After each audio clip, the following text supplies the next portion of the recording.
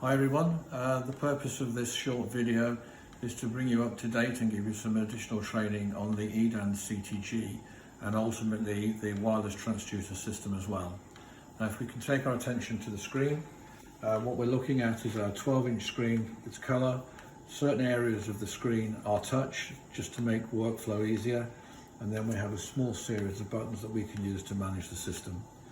As you can see from the screen that I just pointed at, we're showing that this machine is monitoring twins, and the first twin is being monitored by scalp electrode. So baby 1 will be the black trace that we can see tracking across the screen, and baby 2 will be the pink cyan type colour trace that we can see tracking across the screen. We separate baby 1 and baby 2 with 20 beats. On the screen for the trace there'll be a 20 beat separation, but the numerics over to the right hand side of the screen are accurate. There's no uplift for baby 2. The heart rate you see is accurate. If I move down to the tacho trace, it's a standard tacho trace with one very nice advantage. If the trace goes above 50 on the scale, it will disable the non-invasive BP module. So if you're trying to get a non-invasive BP manually and it's not allowing you to, check where the trace is. If it's above 50, either let the trace subside because mum's having a contraction, or auto zero the tacho trace, and then that will re-enable the NIBP module. That's a very quick brief run through the screen. You've been using the CTG now for about 8 months, so I'm sure you all know what the screen looks like. In the top right hand corner we have a button that enables us to access the various menus that the machine can offer. We'll only use 2 of these on a regular basis.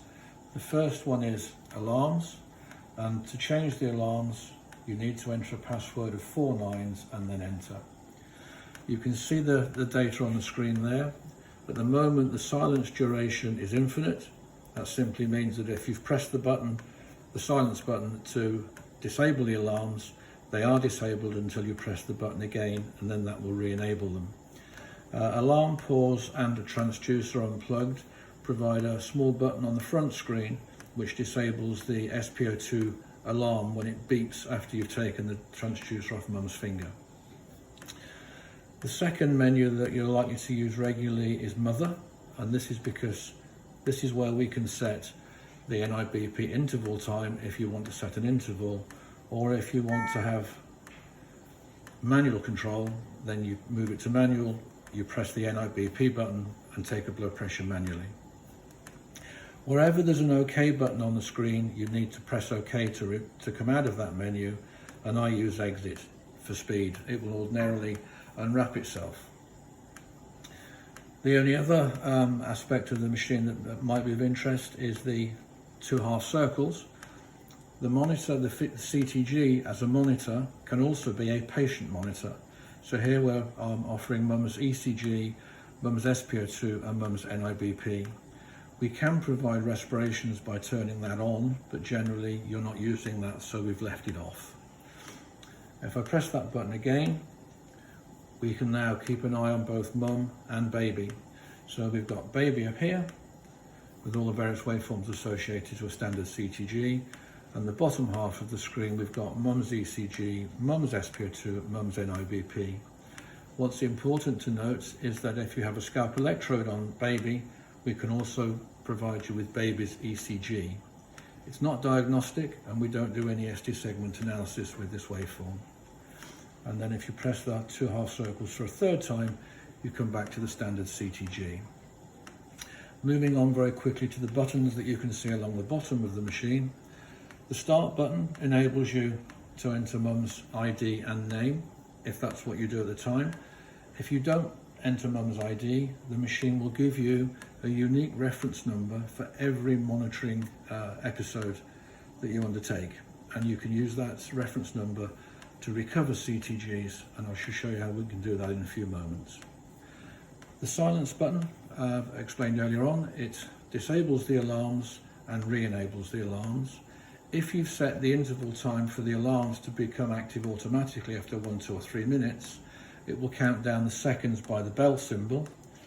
If I press the button in infinity mode, we get a cross and it flashes on and off. That's to instruct us that we need to press the silence button again to reactivate the alarms. The auto zero button simply auto zeros the taco trace, which I'm sure you're familiar with. The mark button brings up a bank of pre-configured text. These can all be configured to the hospital's standard protocols, but as you're seeing them there's 8 different menus.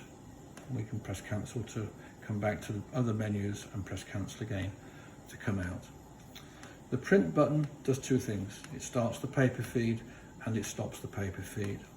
If there's no cross on the print symbol, then the paper should be feeding out. You can actually hold the paper just to confirm that it is moving. The 2 arrow marks here, you can scroll backwards and forwards on the trace that's on the screen for up to 24 hours to review what's been happening to baby during this monitoring phase. And the cross on the right hand side is showing us that we have CTG analysis active. This is giving us numeric values for the various parameters that we're monitoring during the monitoring period. Now, we will print that onto the CTG, and I'm going to stop the printer now. What that does is it causes the CTG to advance the CTG analysis page, and then the print button there advances the paper 1 sheet so that we can remove the paper with ease. I promised to mention this button here. If you take the SpO2 probe off Mum's finger, the monitor will alarm. Allow it to alarm once, press that symbol, and then that will silence the alarm until you put the SpO2 probe back on Mum's finger. It doesn't disable any other alarms, so if there is a violation of an alarm parameter, the monitor will still alarm. Finally, to open and close the paper tray, there are 2 flappy paddles on either side of the print tray. Press them and pull it forward. There's a little hole at the bottom of the tray to remove any sheets of paper that you may have left, and to load the paper, a new pack of paper, drop it in, make sure it's down, and then putting your thumbs on the 2 arrows because it needs a good thud, click it in. At the moment we have a cross through the print symbol, so if we press the print button, we're now printing again. Also, while the paper tray is open, if you have been monitoring, the CTG is being stored. When you load the new paper, close the paper tray, the printer will print out very quickly to catch up, but you will not have lost any CTG data. And finally, just to talk about recovering older CTGs, the blue bar with the magnifying glass, if I press it, it brings up old CTGs that you may need to recover for any reason whatsoever. But there's one here which is named, so I can use that one. And we can now see a CTG from the 9th of the 2nd. If I want to start to print that, I'm now printing an old CTG from the 9th of the 2nd. I'll stop the printout just to save paper, but that's evidence that we can actually store and retrieve CTGs.